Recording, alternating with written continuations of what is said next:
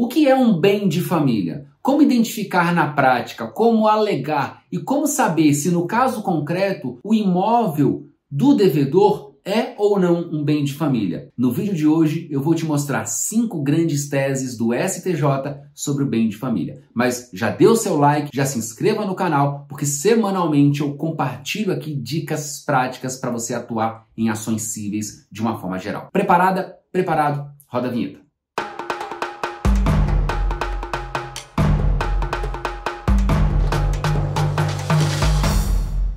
Bem de família. Primeira coisa que você tem que entender é a seguinte: você tem que distinguir o bem de família convencional do bem de família legal. Isso mesmo, há 2 grandes modalidades de bem de família: o bem de família convencional e o bem de família legal. O bem de família convencional, como o próprio nome já diz, ele decorre da manifestação de vontade da parte. O bem de família convencional está previsto nos artigos 711 a 722 do Código Civil. E o artigo 1711, eu vou colocar na tela esse dispositivo, diz exatamente o seguinte, na tela: podem os cônjuges ou a entidade familiar, mediante escritura pública ou testamento, destinar parte de seu patrimônio para instituir bem de família, desde que não ultrapasse 1/3 do patrimônio líquido existente ao tempo da instituição,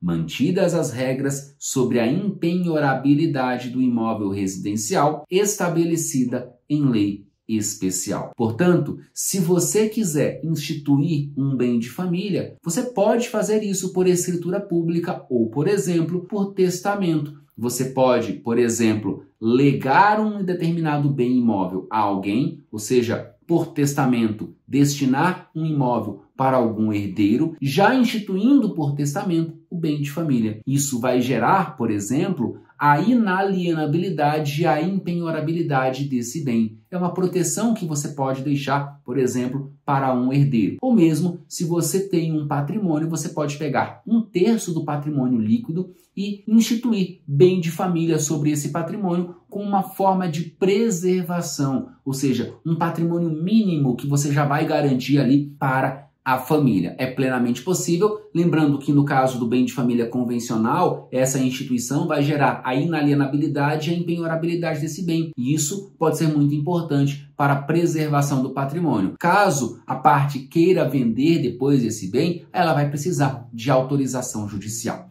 Muito bem. E o bem de família legal? O bem de família legal, como o próprio nome já diz, ele decorre da própria lei. E a Lei 8.009 de 1990 é a lei que prevê o bem de família. O artigo 1º dessa lei, que eu vou colocar na tela também, ele diz o seguinte, na tela: o imóvel residencial próprio do casal ou da entidade familiar é impenhorável e não responderá por qualquer tipo de dívida civil, comercial, fiscal, previdenciária ou de outra natureza, contraída pelos cônjuges ou pelos pais ou filhos que sejam seus proprietários e nele residam, salvo nas hipóteses previstas nesta lei. Muito bem, o que você tem que entender? Você tem que entender que não há inalienabilidade aqui. O proprietário do imóvel residencial pode vender o bem quando ele quiser, mas há uma proteção. Que proteção é essa? A proteção da impenhorabilidade. O imóvel residencial próprio do casal ou da entidade familiar é impenhorável. Se eu sou devedor, sofro uma execução e o exequente pretende penhorar um imóvel que é o imóvel onde eu moro, onde eu resido com a minha família, essa penhora não pode ocorrer, porque esse é um bem de família. Ele pode penhorar qualquer outro bem, menos esse bem imóvel residencial, porque ele é um bem de família. Então você já sabe aqui qual é a diferença entre bem de família convencional e bem de família legal. Porém, quando se trata de bem de família legal, esse da Lei 8.009, o artigo 1º diz o que é o bem de família. E o artigo 3º, ele estabelece algumas exceções, ou seja, situações nas quais, mesmo se tratando de imóvel residencial próprio ou da entidade familiar, ainda assim será possível a penhora. São hipóteses nas quais nós vamos afastar essa proteção. E quais são essas hipóteses? Primeira delas, quando se tratar de uma dívida de financiamento para aquisição do imóvel ou construção. Eu obtive um financiamento para adquirir o bem imóvel. E eu adquiri esse bem imóvel e não paguei o financiamento. O banco que concedeu o crédito, quando ele for me executar, ele vai poder penhorar esse bem imóvel. Tá legal? Segunda hipótese, dívida de pensão alimentícia. O devedor de alimentos pode ter o seu imóvel residencial penhorado, sim, porque nós temos uma exceção ao bem de família aqui que diz respeito a essa dívida de alimentos. Terceira hipótese, dívida de IPTU, ITR e de taxas condominiais, aquelas obrigações propter rem. Então, se eu moro em um imóvel, por exemplo, tenho lá a minha unidade imobiliária, vamos imaginar um apartamento que eu tenho, eu não pago as taxas condominiais. O condomínio vai me cobrar, vai me executar e o condomínio vai poder sim penhorar o meu imóvel, o meu apartamento, porque se trata de uma obrigação propter rem. Da mesma forma, a Fazenda Pública, quando for executar ali uma dívida de IPTU ou de ITR, conforme o caso, tá bom? Quarta hipótese, hipoteca garantida pelo casal. O próprio casal deu em hipoteca aquele imóvel, ou seja, uma garantia hipotecária foi oferecida e essa garantia é o próprio imóvel. Caso eles não honrem com o pagamento, o credor poderá penhorar esse bem imóvel dado em garantia hipotecária. Quinta hipótese, imóvel adquirido com produto de crime ou mesmo no caso de execução de sentença penal. Nós sabemos, por exemplo, que a sentença penal pode fixar o valor mínimo de indenização. Nesse caso, a vítima vai requerer a execução dessa sentença penal em relação à indenização não no juízo criminal, mas no juízo civil. E lá no juízo civil, ela vai poder requerer, por exemplo, a penhora do bem imóvel daquele executado e essa penhora pode recair, sim, sobre o imóvel residencial, porque aqui nós também temos uma exceção. E a sexta hipótese diz respeito à obrigação decorrente de fiança em contrato de locação. Se eu sou fiador de algum amigo em algum contrato de locação e esse meu amigo não pagar os aluguéis, o locador poderá me cobrar e na execução ele poderá penhorar o meu imóvel residencial. Eu não vou poder alegar que esse imóvel é um bem de família, porque ainda que ele seja bem de família, há aqui uma exceção do artigo 3º, fiança em contrato de locação. Então, você já viu aqui, eu já apresentei para você um panorama geral sobre o bem de família, convencional e legal. Vamos às teses do STJ? Olha só, primeira tese importante do STJ, imóvel adquirido na constância da execução. Como assim imóvel adquirido na constância da execução? Vamos imaginar que você ajuize uma ação de execução contra alguém. Esse alguém não tem bens, então você não localiza bens, aparentemente ele não tem bens, e você não localiza bens. Só que você descobre que no curso da execução, esse executado comprou um bem imóvel, por exemplo, uma casa onde ele reside. Então você pensa o seguinte, olha, se ele comprou uma casa no curso da ação de execução, significa dizer que ele tinha dinheiro, que ele tinha patrimônio e omitiu esse patrimônio. Afinal de contas, ele comprou um imóvel. Ninguém compra um imóvel sem ter dinheiro para comprar um imóvel. Ele comprou, está quitado o imóvel. Então você requer a penhora desse imóvel. A pergunta é bem de família ou não? E para o STJ, sim, é bem de família. Ainda que o imóvel seja adquirido na constância durante a ação de execução, esse executado pode alegar sim a proteção do bem de família, tá bom? Esse entendimento foi firmado lá no RESP, no Recurso Especial 2.284.745 do Estado da Bahia. RESP 2.182.745 do Estado da Bahia. Importante julgado do STJ. Segunda tese do STJ, obrigação do devedor solidário no contrato de locação. E olha que julgado interessantíssimo, ele é muito interessante. Veja, vamos imaginar o seguinte, o seu cliente figure como devedor solidário em um contrato de locação. O amigo dele celebrou um contrato de locação como locatário e colocou lá como fiador o José e como devedor solidário o seu cliente, o João. Veja que há dois garantidores, José como fiador e João, seu cliente, como devedor solidário. E consta isso no contrato. João, devedor solidário. Esse locador vai ajuizar uma ação de cobrança de aluguéis, depois vai requerer o cumprimento de sentença. Nós já estamos agora na fase de execução. Ele vai executar inclusive o fiador e o devedor solidário. Pergunto, ele pode penhorar o imóvel residencial do fiador? Resposta, sim, porque o artigo 3º, inciso 7 da Lei 8.009 excepciona, diz que no caso de fiança, ele não pode alegar o bem de família. Beleza, mas ele pode penhorar o imóvel do seu cliente? O que o locador exequente vai dizer? Claro que eu posso, claro que há exceção aqui também, porque ele é devedor solidário, ele também é fiador. E o que o STJ disse? Opa, ele não é fiador, você não colocou que ele é fiador, você disse que ele é devedor solidário. Cuidado com o termo que você utiliza. Então, nesse caso, como não há nenhuma previsão no artigo 3º de devedor solidário, apenas de fiador, eu não posso dar interpretação aqui extensiva ao artigo 3º da Lei 8.009 de 90. Então, se no contrato de locação o nome dado ao garantidor for devedor solidário, não for fiador, ele poderá alegar o bem de família. O bem de família não pode ser penhorado. Um julgado importantíssimo do STJ. Cuidado com a nomenclatura que você utiliza nos contratos, tá bom? E esse julgado é o RESP 1.995.213 de São Paulo.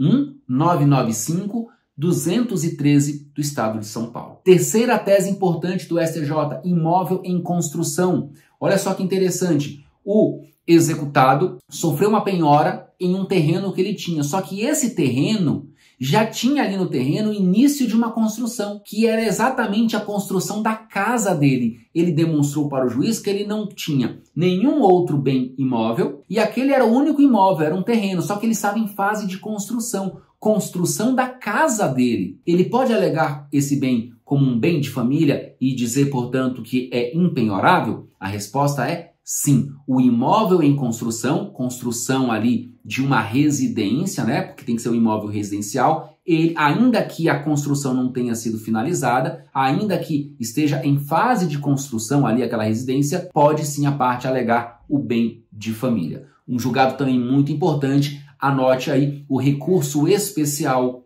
1960026 do estado de São Paulo. 1960026 do estado de São Paulo, julgado muito importante. Agora, e se o terreno não tiver nenhuma construção? Você só tem o terreno. Você pode alegar que ele é um bem de família? Você até pode, mas desde que você consiga provar para o juiz que você já tem, por exemplo, um projeto construtivo da casa, ou seja, não há construção efetiva ainda, mas você tem todos os documentos, todas as provas que demonstrem que haverá a construção da casa própria do seu cliente. Por exemplo, o alvará de construção da prefeitura, o projeto arquitetônico, etc. Então, o caso concreto é que vai dizer se você vai conseguir ou não afastar a penhora daquele imóvel, se você vai conseguir ou não provar para o juiz que é um bem de família. Se não houver construção, teoricamente é possível, desde que você tenha ali documentos, elementos que demonstrem que a casa do seu cliente será construída naquele local. Tá legal? Quarta tese do STJ, tese importante também, dívida de aluguel de coproprietário. Nós sabemos que quando duas ou mais pessoas forem proprietárias de um mesmo bem imóvel indivisível, essas pessoas são condôminas.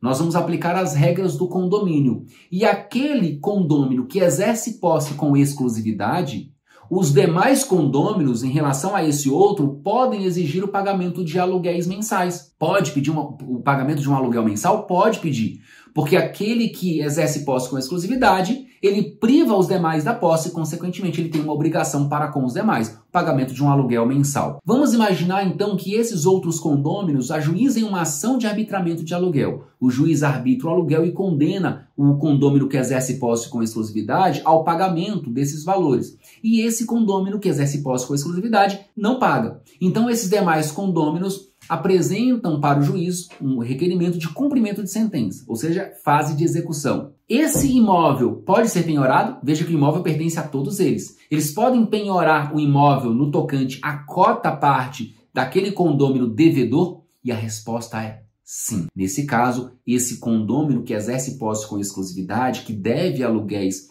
aos demais, ele pode sofrer a penhora em relação à sua cota parte e ele não poderá alegar o bem de família. Anote o julgado, esse é o recurso especial 1822040 do estado do Paraná.